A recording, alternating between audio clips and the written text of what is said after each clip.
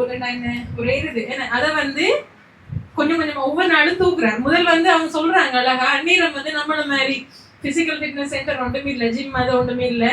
அப்ப உடம்பை ட்ரெயின் பண்ணணும்னு சொன்னா என்ன செய்யறாங்களாம், ப்ராக்டிக்கலா கிடக்கிற கல்லு அது மாதிரி ஒவ்வொரு திங்ஸை தூக்கி தான் அந்த வெயிட் லிஃப்ட் பண்ணி அவங்களோட உடம்பை வந்து பழக்கப்படுத்திக் கொள்றாங்க. இப்ப இதுல வந்து இவர் என்ன செஞ்சிருக்காருன்னு சொன்னா அந்த படிப்படியா அந்த வெயிட்டை கூட்டணும்ன்றதுக்காக வேண்டி பிறந்த அந்த போல் இருக்கு அதை உடனே தூக்குறதுக்கு வந்து எவ்வளவு கிலோ இருக்கு, ஒரு 120. அப்ப அப்ப அதை என்ன செய்யறாரு அவரு, ஒவ்வொரு நாளும் தூக்கிட்டு போறாரு. ஒவ்வொரு நாளும் தூக்கக்குள்ள அது பிறந்த மாதிரி இருக்குமா இல்ல, அது வளர்ந்து வளர்ந்து போவோமே. அந்த வளர்ந்து வளர்ந்து போறது அவருக்கு அந்த தூக்குறதுல வெயிட் காட்டுமா, அவருக்கு காட்டாது. ஏன் அது டெய்லி செய்யறாரு. அடுத்தது கொஞ்சம் கொஞ்சமா அது வெயிட் கூடிட்டு போகல. இப்ப டெய்லி வந்து ஒரு 100 கிராம் கூடுதன்னு சொன்னா 1 கிராம் வராது, அப்படி கூடுதன்னு சொன்னா அப்ப டெய்லி அது தூக்கிட்டு போகல அவருக்கு அந்த அந்த மாற்றம் வந்து அவருக்கு அது பெரிய கஷ்டமா தெரியாது. ஆனா அவங்க சொல்றாங்க அதை உடனே பாக்குறவன் பைத்தியக்காரன், என்னடா வேலை இல்லை தூக்கி திடுறாங்கன்னு சொல்லு. ஆனா அது தொடர்ந்து அவங்க பாக்குற அந்த விமர்சனம் செய்த நபர் ஒரு 2 வருஷம் எங்கேயோ போயிட்டு திரும்ப வரக்குள்ள என்ன நடக்க போகுது, இவர் பெரிய ஒரு காளை ஒண்ணு தூக்கிட்டு போற. அவர் மைலோவை பொறுத்த வரைக்கும் அது ஈஸி ஏன்னு சொன்னா அவர் டெய்லி அதை செஞ்சுட்டு இருக்காரு. ஆனா பாக்குறவங்களுக்கு இது எப்படி possible, how is it possible என்ற மாதிரி இருக்கு. அப்ப அதுல அந்த இடத்துல சாத்தியம் இல்லாது இல்லைன்னு அப்ப டெய்லி தொடர்ந்து பயிற்சியும் முயற்சியும் இருந்துச்சுன்னு சொன்னா நம்மளாலேயும் சாதிக்க முடியும்ன்றது தானே. நம்ம ஊர்ல சின்ன ஒரு வேண்டுகோள் ஊர்ல அவர் நெஞ்சில் யானை ஏறினுண்டு ஒரு பழையெல்லாம் போட்டு விழுவண்டி இல்லை. அப்போது அந்த மைசூர் மாறா அவங்க நாலு மகாபாரதத்தில் அவருக்கு ஒரு இவன் பீமன் சொன்னாலும் இதை பிடிச்சி இப்படி எறிஞ்சு விடுவாங்க. அவர் சொன்னார், நான் கலியுகத்தில் இப்படி யானை ஒரு இதில் ஏறி நிற்கணும் முடியுமெண்டா அந்த காதல் நிச்சயமாக முடியும்னு இப்போ நான் நம்புகிறேன்ட்டு அவருக்கு ஒரு பட்டம் கொடுத்தார், கலியுக பீமன். சொல்லுங்க. கலியுக அவர் இதில் ஒரு சில்வரால் செய்த ஒரு இது என்னது கதையா கதாயுதம் அவருக்கு இருக்குது. அந்த ஃபோட்டோ இந்த வாழை ஆறு நீங்கள் போவீங்களானே அந்த ஃபோட்டோ ஒன்று எடுத்துகிட்டு இவன் கொடுக்கணும் பிள்ளைகள். நம்ம ஊரில் இதே அவர் பிறந்த அங்கே தான் இங்கே நடந்தது. அவர் சொல்லுவார், நான் இப்படி மெல்லியவரால் இந்த பிள்ளையே சிரிப்பாங்களா அவன் கேள்வி பண்ணுறான். இவர் எப்படியோ தப்பிச்சு கேரளா போயிட்டார். அங்கே ஒரு பாடி பில்டரை சேர்ந்து அந்த யானை நெஞ்சில் நிற்கிற அளவுக்கு இப்படிங்க என்னால் முடியும் செய்து காட்டுகிறேன். அப்போ சொன்ன ஒரே ஒரு பாயிண்ட் தான் நம்மட இந்த தலையங்கத்துக்கு விசேஷம், அட்டாமிக் ஹேபிட். சொல்லுங்க. அவன் அப்போ பிறந்து உடனே தொடங்கினா ஒவ்வொரு நாளும் அந்த கண்டுக்குடியை தூத்துக்குடி ஒவ்வொரு நாளும் தூக்கிட்டு போனான். அதில் அவனுக்கு ஒரு வித்தியாசம் தெரியலாம் பார்க்குறவங்களுக்கு வரும். அவன் சொன்ன மாதிரி அப்போ நம்மளும் கொடுத்தான் சரிம்மா. வாழ்க்கையில் சின்ன சின்ன ஒவ்வொரு நாளும் செய்யணும், அதுதான் முக்கியம். எனவே தொடர்ந்து இடைவெளி இல்லாமல் விளங்கா. அவன் ஒரு நாள் இங்கே ஒரு கதை ஒன்று இருக்கு. இங்கே ஒரு நாள் இவன் தண்டை கண்டுக்குட்டியை கொண்டு போய் பக்கத்து இதுக்குள்ளே என்னது வாயிலுக்குள்ளே மேயை விட்டு போட்டு தூக்கிட்டு வந்தது. சரிதானே. ஒரு நாள் இதை தவறி போய் தூக்குறதுக்கு 3ஆம் நாள் தூக்கினா தூக்க முடியலை. இப்போ இங்கே நடந்தது நம்மளோட ஊரில் இங்கே வருது மாட்டுப்பட்டு போனான். ஏன் ஒரு நாள் தூக்கலை இல்லையோ, அது தூக்கினா தூக்க முடியலை. அது தூக்க முடியாதுக்கு உதாரணம், ஆனால் தூக்கினதுக்கு உதாரணம். சரியா மகேசன் கோவில் தூக்குற மயிலோட கதை நம்ம அப்படியே கல்விக்கு கொண்டு வந்தோம்டா நாளாந்தம் எத்தனை பக்கம் படிக்கிறேன்ட்டு நம்ம கழிச்சு கொண்டோம் 10 பக்கம். என்ன ஒரு மாதத்தில் 300 பக்கம், ஒரு வருஷத்தில் 3650 பக்கம். 3650 பக்கம் முடியல எத்தனையோ புத்தகங்களுக்கு சமன் ஆகுது. அவங்களோட பாடம் சின்ன பழக்கம்தான் மிகப்பெரிய இலக்கு அடையுது என்றதுக்கு அந்த மயிலோட கதை நல்ல உதாரணம். இதே மாதிரி ஒரு நிமிஷம் முந்தி எழும்புனா 30 நாளில் அரை மணித்தியாலம் முந்தி எழும்புறோம். ஏன்னா 2 மாதத்தில் 1 மணித்தியாலம் முந்தி எழும்புறோம். அது போதும். சின்ன பழக்கம்தான் என்ன செய்யும், இந்த மைக்ரோ ஹேபிட்ஸ் சொல்கிற சின்னஞ்சிறு பழக்கங்கள் தான் மிகப்பெரிய இலக்குகளை அடைகிறதுக்கு காரணமாக இருக்குது. இதை நாம் எங்களோட படிப்புக்கு கொண்டு வரோம். Very good.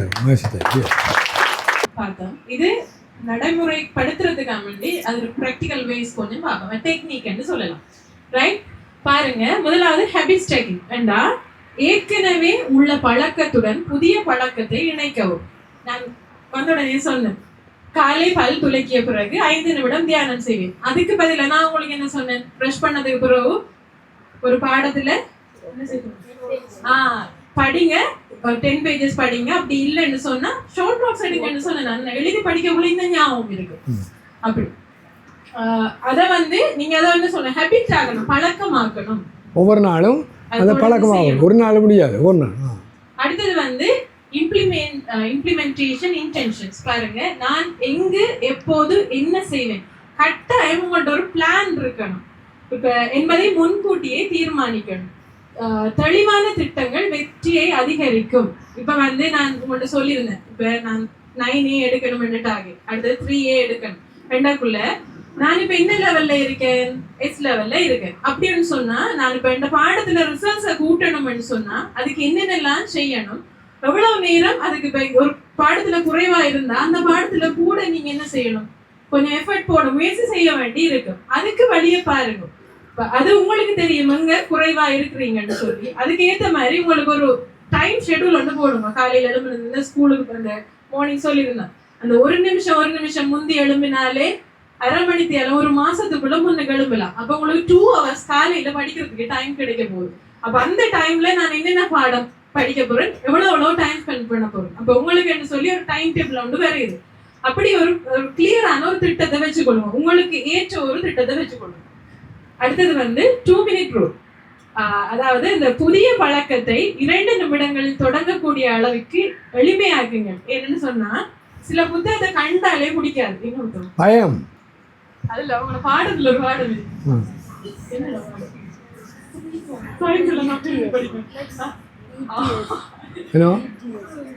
நிறைய பாடங்கள் வருது.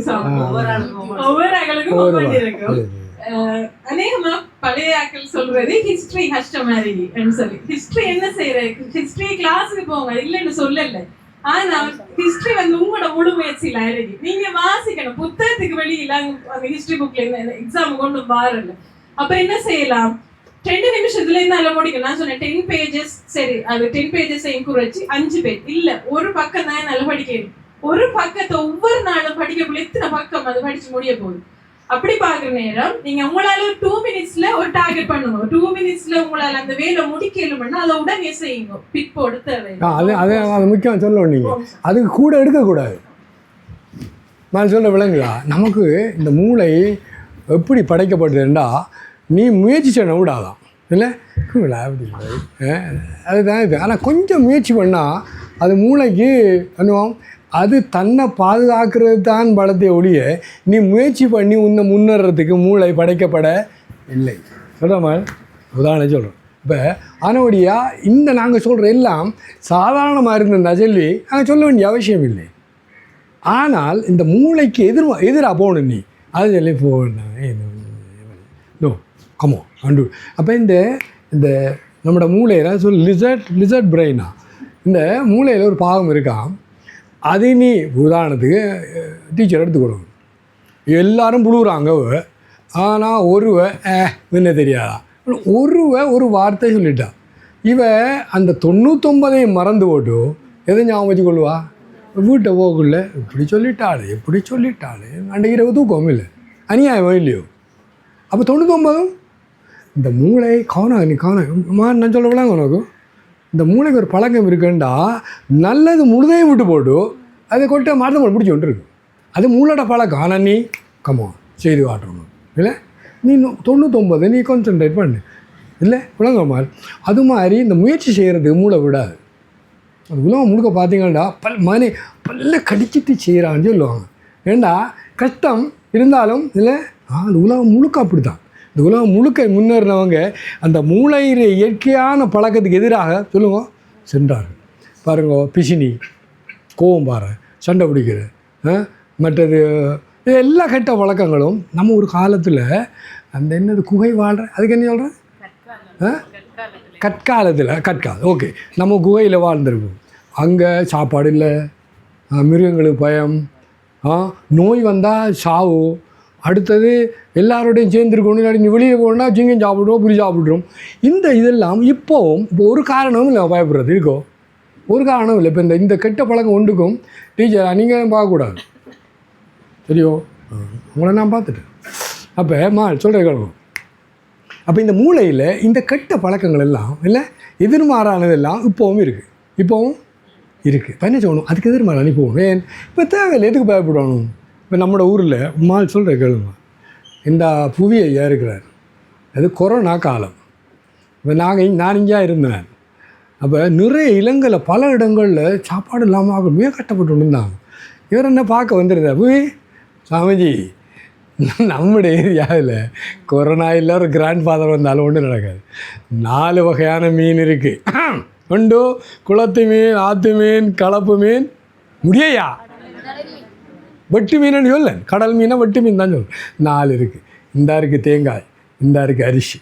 சொன்னார் இல்லையோ, உலகத்தில் அப்படியான இடம் கிடைக்க கிடையாது. ஜோதிச்சு பார்த்த மேலே இல்லை அவர் என்னார். இப்போ அப்படியான இடம் நமக்கு அப்போ இப்போ நான் ஏன் பிசினி இல்லை ஏன் கவலைப்படணும்? அப்படி பல விஷயங்கள் நீ பார்த்தேன்டா உண்மையிலே கவலைப்படுறது, பயப்படுறது, இல்லை பிசினியாக இருக்கிறது, கோவப்படுறது, பொறாமப்படுறது இது ஒன்றுக்கும் இப்பொழுது அவசியம் முடியுங்க இல்லை. ஆனால் இந்த மூளை என்ன பண்ணும், அது தஞ்சை வரும். ஏன் அது பழக்கம், பழைய நீங்கள் அதுக்கு சொல்லுங்க ரெபல். எனக்கு ஒரு வார்த்தை சரியா முடியும், நான் ரெபல் சொல்லுங்க. எங்களோட அம்மா நாமளோட ஏழைன்னு சொன்னாங்க, உன்னால் படிக்க முடியாதுன்னு சொன்னாங்க. இல்லை என்ன நான் சொன்னேன் செய்து காட்டுறேன். இல்லை வெளியில் சொல்லலை, எங்கே சொன்னேன் ஒரு நாளைக்கு இல்லை செய்து காட்டுறேன். அப்போ ரெபலண்டா இதுக்கு எதிராக போகணும். நீங்கள் பொறாமை, பிசினி, பயம், சோம்பல், இல்லை வேறு என்னெல்லாம் இருக்கோ அதுக்கு எதிராக நீ ரெபல் கோகெயின்ஸ். ஏன் மூளையில் இருக்கு உனக்கு நம்பர் நோ. ஓகேவா, இது கிளியர் ஐயா? ஓ வேறு என்ன ரெப்படிட்டிவ் கிரியேட்ஸ். அதை சொல்லணும்.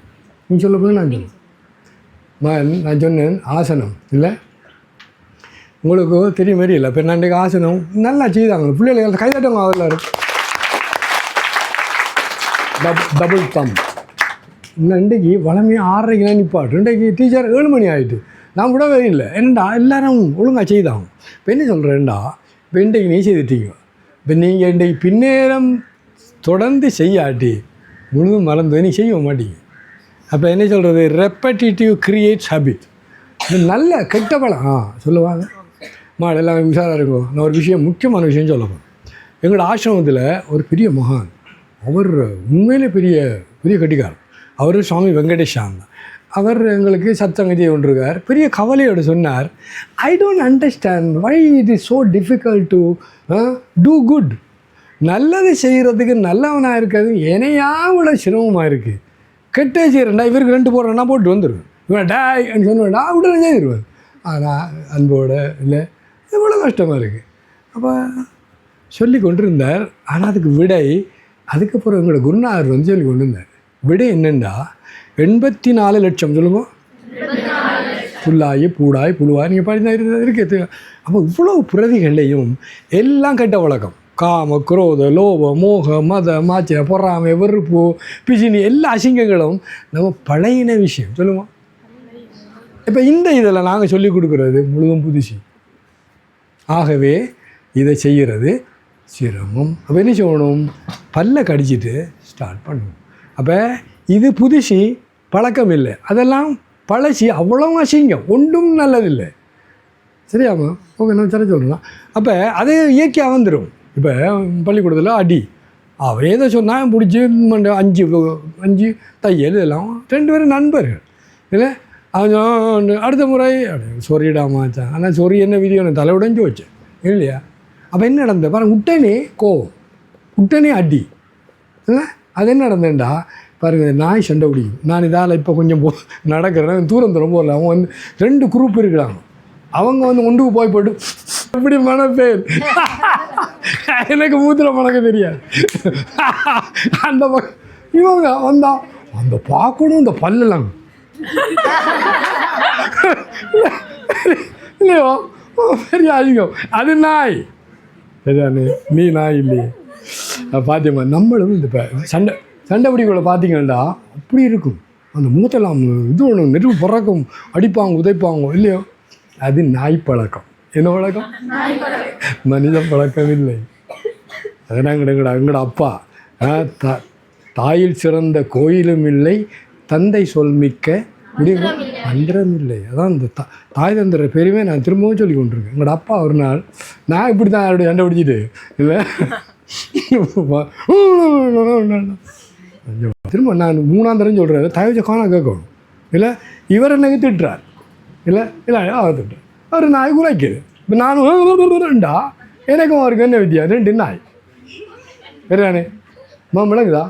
எங்களோட அப்பா சொன்ன பேர் அவன் தான் சொன்னான் நீ அதுக்கு பதில் கொடுத்தா நீ என்ன ஆயிடும் எனக்கு சிட்டுப்பால் அண்டை தான் தெரியும். ஓஹோ அப்படி செய்யக்கூடாது அப்படி பொறுத்தார் அரசாழ்வா சொல்லுங்க. நான் முதல்ல பணியை பற்றி சொன்னேன் இல்லையோ? அந்த உலகத்தில் முதலாவது என்ன காவிசாமி திறவுகோல் முதலாவது வாழ்க்கையில் முன்னேறுவதற்கு முதலாவது திறவுகோல் பணிவு. Very good. யார் சொன்னது? Very good very good. பணிவு. இந்த உலகத்தை நீங்கள் பார்த்தீங்கன்னா இல்லை இந்த பணிவு உள்ளவங்கள்லாம் இல்லை அந்த பதவி வரும்போது பணிவு வர வேண்டும் துணிவு வர வேண்டும் தோழாவது அழகான பாட்டு. அப்போ முதலாவது சரியானே. இது 2வது இப்போ என்ன சொல்கிறேன்டா அது சொன்னேன் இந்த ரெப்படேட்டிவ் கிரியேட்ஸ் அது. அப்போ நல்ல பழக்கம் முழுவதும் கஷ்டம் ஏனேண்டா நீ புதிதாக தொடங்குற இந்த பிறவிலாம் நான் மனிதனாக வந்துட்டேன் இல்லை இப்போ தான் இந்த நல்லதெல்லாம் உடனே நான் எனக்கு கிடைச்சேன்னு அவ்வளோ நான் என்ன கிடைச்சேன் விடுமுங்க. கெட்ட பழக்கம் எது இருந்தாலும் அது நான் மிருகம் சொல்லுங்க. ஒரு ஜோக் ஒன்று கேள்விப்பட்டேன். கணவன் சொல்கிறான் நிஜமா இதுக்கு மேலே என்ன சொன்னேன்னா மிருகமாக மாறுவேன். நான் எலிக்கெல்லாம் நான் பயப்படுறேன். அது கொண்டாடி சொல்கிறான் எலிக்க என்ன ஜோக்குடா மாதிரி கையட்டுக்கோ ஜோக்கு ஓகேயா? இப்போ இப்போ நாங்களெல்லாம் பாருங்க 21 வயதில் வீட்டை விட்டு போகணும். எத்தனை வயதில்? 21 வயது. இப்போ 76. அதில் கிட்டத்தட்ட 24 வருஷம். எத்தனை வருஷம்? குருநாதர்கிட்ட இருந்து இல்லை அவ்வளோ முயற்சி செய்து பழகி என்ன வாழ்க்கையில் உங்களுக்கு முன்னே எல்லாம் இருக்குது. எங்களுக்கு என்ன வெற்றி இருக்கிறது, செல்வம் இருக்கிறது, திருப்தி இருக்கிறது, மற்ற என்ன மகிழ்ச்சி இருக்கிறது, எல்லாம் இருக்கிறது. 100%. 99 இல்லடாமா எத்தனை? ஆரோக்கியம் ஆரோக்கியம் இருக்கிறது. நீங்கள் உள்ள நடவடிக்கை வந்தால் நான் தான் வெல்வேன் இல்லை இந்த ஓட வந்தால் நான் தான் ஓடுவேன். நீ என்ன ஓட கிடையாது. ஓகே கைதட்டுங்க. அப்புறமா ரெப்படிஷன் கிரியேட் ஹேபிட்ஸ். அதாவது இந்த நல்ல விஷயங்களை பல்ல கடிச்சு திரும்ப வச்சுக்கணும். உதாரணத்துக்கு ஒருவன் உனக்கு அவன் ஏதோ சொல்கிறான் பல்லோட கொண்டு போல இருக்குது. நீ என்ன அவனை பார்த்துட்டு இந்த கதையை ஒன்று சொல்கிறேன் கவனக்க பண்ணுவான். இவர் பெரிய ஒரு மகான், அவருடைய பேர் ரஷ்யன். நான் சொன்னேன் இல்லை எனவே அப்போ நல்ல பையன் அவன். ஆனால் அவங்கள புள்ளின்னு சொல்கிறேன். இவன் அடித்ததுக்கு தானே சும்மா வீணாக போய் இன்னும் கோவப்படுத்துவாங்க. கொஞ்சம் பேர் இருக்காங்க. அவனை புள்ளின்னு சொல்கிறேன். அப்போ அவனோட அப்பா மரணப்படுக்கை, வறுமையான குடும்பம். அவரை கூப்பிட்டு மகன் என்கிட்ட ஒன்றும் இல்லை, ஆனால் நான் சொல்கிற இதை நீ வாழ்க்கையை கடைப்பிடித்தேன்டா நீ பெரிய ஆளா பெரிய மகானாக வருவாய்ன்னு சொல்லிவிட்டு என்ன பாண்டு கேட்டால் உன்னை யாராவது புண்படுத்தினா அவன் சொன்ன மாதிரி அவமானப்படுத்தினா திட்டினா அடித்தா எது கெட்ட செய்தாலும் இதே நேரம் நாளைக்கு உன்னை சந்திப்பேன், நாளைக்கு இவ்வளவுதான் சொல்லிவிட்டு நீ போயிடும், அந்த இடத்தோடு நீ போயிடும், இவ்வளோதான். அவர் செத்துட்டார். அப்போ இவர் என்ன போச்சு வரானும். இப்போ இவர் எனக்கு டாய் ஒன்று நான் நாளைக்கு இந்த நேரத்தில் உங்களை சந்திப்பேன் போயாச்சு. அப்போ அடுத்த நாள் 24 மணி அதுக்குள்ளே இல்லை அவர் யாரையும் திரும்ப ரியாக்ஷன் செய்ய வேண்டிய அவசியமே இல்லாமல் போயிட்டு. அப்போ அந்த மகான் பெரிய அது ரஷ்யாவில் பெரிய மகான், அவர் நிறைய டிசைபிள் இந்த ஓஷோமான் அவர் நம்பர் 1 வைக்கிறார். அவ்வளோ பிரியமா என்ன செய்தார் அவர்? ரியாக்ஷன் ஆக்ஷன் ப்ரோபக்ஷன் ரியாக்ஷன் 3 இருக்குது. ஆக்ஷன்டா ஒரு காரியத்தை நீ செய்கிறார், ரியாக்ஷன்டா நீ அடித்தா நான் அடிப்பேன், நான் நாய் உழைக்குது நான் உழைப்பேன், அது ரியாக்ஷன். ப்ரோ ஆக்ஷன்டா என்ன இந்த நேரத்தில் நான் என்ன செய்யணும் ஆனால் கேட்கணும். எங்களோட குருநாதர் இது இந்த கிறிஸ்டியன் ஹோட்டலில் நல்ல அழகாக இருக்குது, கிடையமான இருக்குங்க நீங்களாமன் அதில் இப்போ நான் எந்த குருநாதர் இந்த இடத்துல இருந்தால் அவர் எப்படி செய்வார்? அது அந்த இடத்துல அவர் கிரைஸ்ட் அந்த இடத்துல இருந்தால் நான் எப்படி நடப்பேன். இமிட்டேஷன் ஒரு புத்தகம் இருக்காது, இமிட்டேஷன் இருக்கிறது. அதாவது ஒரு பெரிய மகான் இந்த இடத்துல இருந்தால் இந்த நிகழ்ச்சியில் அவர் எப்படி நடந்து கொள்வார். நானே கேட்கலையே உட்காரும் காணக்கால் இன்னும் கொஞ்சம் தான். இப்போ என்ன பிரதிபக்ஷம். ஓகே. அப்போ நான் என்ன பண்ணுறேன்னா, குருநாதர் இந்த இடத்துல இருந்தால் இவன் எனக்கு திட்டினான், அவர் என்ன செய்வார், ஒரு புன்னகையோடு எழும்பிட்டு போயிடுவார். நானும் அப்படி தான் செய்ய விட்டுருக்கேன். அதில் எனக்கு அடித்தானே உதைச்சானே கொல்ல வந்தானே ஒரு நாளும் ஒன்றுமே செய்யலை. அதில் ப்ரோ ஆக்ஷன் அடி சொல்கிறேன். ப்ரோ ஆக்ஷன்டா நீ அந்த இடத்துல சரியான என்ன காரியத்தை செய்யலாம். இப்போ அன்றைக்கு 2 பையனை சண்டை பிடிச்சாங்க. இப்போ அவனை செய்தா மச்சான் இங்கே பாரு, எங்களோட அம்மா அப்பாவுக்கு எதிராக நீ என்ன சொல்கிறது நல்லா இல்லைன்னா கோபம் வருது. அவன் சொன்னான்ல இந்த விடத்தை விட்டுட்டு நீ போயிடணும். அது சொல்கிற இது சரியான பனிஷ்மெண்ட். என்ன தெரியுமோ என்ன உபேக்ஷா சொல்லுங்க. உபேக்ஷா நீ என்ன திட்டி கொண்டிருக்க, நான் முதுக காட்டிட்டு என்ன நடக்குது இல்லை என்ன நடக்குது நீ சொல்கிறதா இல்லை, நான் ஏற்றுக்கொள்ளவில்லை. அப்போ அதுக்கு பிறகு நீ சண்டை பிடிச்சா நோ அது ப்ரோ ஆக்ஷன். சரியாமான்னு. அப்போ இதில் ஐயா தான் சொன்னேன் பிரதிபக்ஷ பாவனா. சொல்லுங்க பிரதிபக்ஷ. இப்போ எல்லாரும் நல்லா நம்ம கோவம் தான் எல்லாருக்கும் இல்லை பள்ளிக்கூடங்கள் எல்லாம். அதுக்கு இல்லை எனக்கு ஏன் கோவம் வர வேண்டாம், போரிங். நீ ஏசி ரூமில் அப்படி ஹாயாக வச்சிருந்தா நான் இருப்பேன். அது கரண்டு வெயில் அடிக்குது முது இங்கே வாரியா வேறுது கொட்டுது போரிங் வருமா இன்னும். அப்போ கோவம் வரும் கட்டாகும். அது என்ற பிள்ளைகளுக்கு கோவம் தானே அது அவர் இருக்கு. ஓகே. ஆனால் அது எல்லாரும் செய்யலாம்.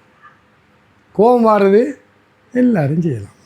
ஆனால் இந்த இடத்துல பிரதிபக்ஷ பாவனை அண்டா இல்லை அவர் ஒரு எனக்கு கோபம் வருது. சொல்லுங்கள் எல்லாரும் எனக்கு கோபம். இதுக்கு கோபத்துக்கு எதிர்மாறான நல்ல குணத்தை சொல்லுங்க. அன்பு, சைப்புத்தன்மை, வேறு நட்பு, மன்னிக்கிற, வேறு பியூட்டிஃபுல். கைதட்டுங்களா, very good. மன்னிக்கிற, அன்பு, சைப்புத்தன்மை. பியூட்டிஃபுல். ஒரு இடத்துல வருது இகழ்வாரை தாங்கும் நிலம், அகழ்வாரை தாங்கும் நிலம் போல. சொல்லுங்க எல்லாரும். தம்மை இகழ்வாரை பொறுத்தல் தலை.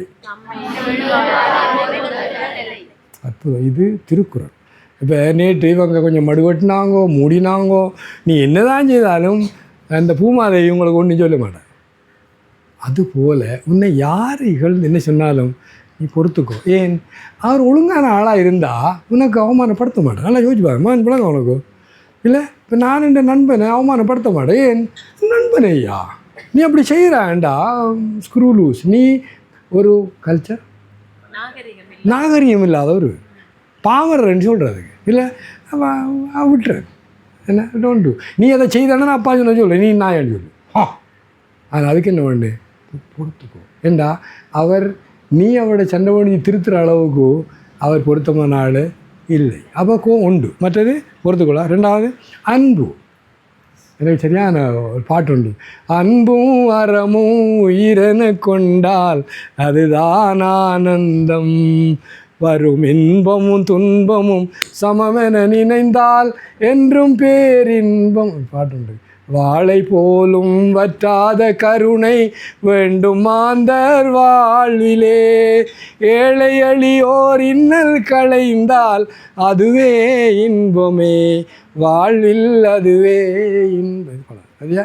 அப்போ இந்த நல்ல பழக்கங்களை நம்ம வளர்த்துக்கொண்டோம். அப்போ நான் எனக்கு அடித்தாங்கோ கொல்லையும் வந்தாங்க சிரிப்பாக வச்சாங்க ஒன்று வெஞ்சே ரெண்டு. இப்போ அவங்களாம் ரோட்டில் இருக்கிறாங்க. மன்னிப்பு வந்து உண்மை கேட்டால் ஒரு இல்லை சாமிஜியாக இருந்தது. ஒரு கதை, திரும்பவும் ஒரு கதை. ஒரு ஊரில் நல்ல மனுஷன், அப்போ அவர் பெரிய மகான் இல்லை, நல்ல மனுஷன். அவருக்கு ஒரு தாடி, இந்த ஆட்டுற தாடியை பார்த்தீங்க இல்லையா, இப்படி தாடி ஒன்றது. அந்த ஊரில் ஆடு மேய்க்கிறவன் ஒரு. அப்போ இவன் ஆடு மேய்ச்சிட்டு வந்தான். ஐயா இங்கே வாங்க, எந்த ஆட்டோட தாடிக்கும் உங்களோட தாடிக்கும் என்ன ரெண்டு ஒரு மாதிரி தானே இருக்குது என்று கேட்டான். அவர் ஒன்றும் சொல்லலை, அவர் ஒன்றும் சொல்லவில்லை. அப்போ 30 வருஷம் ஆயிட்டு. அப்போ இவர் மரணப்படுக்கலை பெரிய மகான் உண்மையிலே அந்த அந்த கிராமத்திலே அவருக்கு அவ்வளோ மரியாதை. அதை முத்துவை கூப்பிடுங்கடா, அந்த ஆடு மேய்க்கிற பையன் இவன் கல்யாணம் கட்டி உள்ளே 30 வரையும் உங்கள காலம் கூட்டி வந்தோடனே அது சொன்னார், முத்து நீ அன்றைக்கு ஒரு கேள்வி கேட்டா இல்லையா, இந்த தாடிக்கும் இந்த ஆட்டு தாடிக்கும் என்ன வித்தியாசம்? நான் இப்போ சொல்கிறப்பா, எந்த தாடி சக்தி. அவன் அழுதுட்டான், சாமி நான் சின்ன பையன் தவறாக கேட்டுட்டேன் நீங்கள் அப்படி இல்லைப்பா, நான் தவறாக எடுக்கலை, நீ கடவுள் உனக்கு கூட ஒரு எச்சரிக்கை செய்கிறாருன்னு நான் எடுத்துக்கொண்டேன்.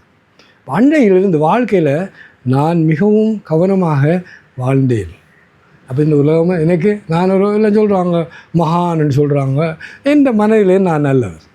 இப்போ இன்னும் கொஞ்ச நேரத்தால் நான் உடம்பு விட போகிறேன். இந்த நேரம் உனக்கு விடை சொல்கிறேன்றா உடம்பு செஞ்சுட்டா கொஞ்ச நேரத்தால் விளங்கடாமா. 30 வருஷமாக அவர் என்ன அப்படின்னு சொல்லி தன்னை சொல்லுங்க, உன்னை திருத்து உலகம் திருந்தும்.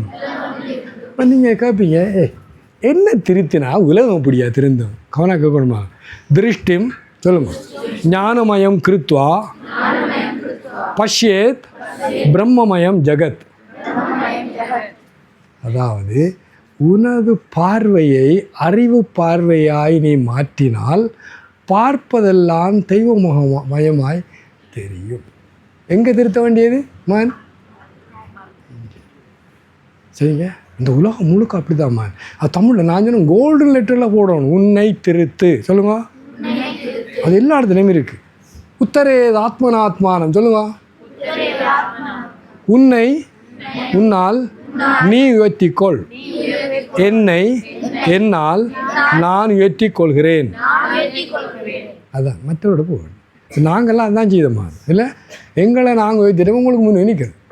அது சரியா? பிரதிபக்ஷ பாவனா, பிரதிபக்ஷ